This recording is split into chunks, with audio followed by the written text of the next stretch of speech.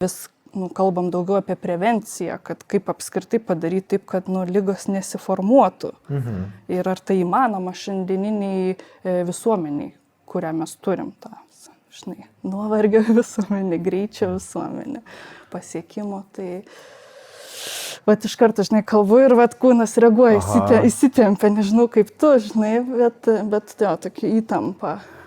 Mes dar prieš filmavimą šiek tiek, kai kalbėjom, klausiu tavęs, tai ką tu klausai, kokį podcastą ar kažką, tu sakai, ne, aš nieko neklausau. Man svarbu yra būti, tiesiog būti, man gamta yra daug geriau negu kažkoks triukšmas.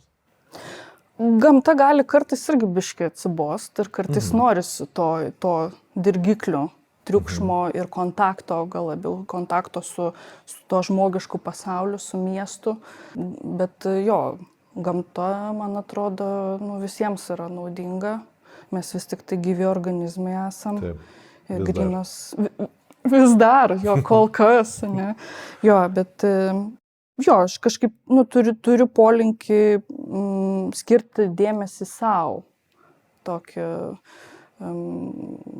gal hedonistiškai skamba kartais tas, dėmesys savo ir tas noras apie save galvoti ir savo padėti ir ten, malonumai ir ten, gamtoj ten 2 paras būnu užsidariusi, bet, jo, bet taip yra.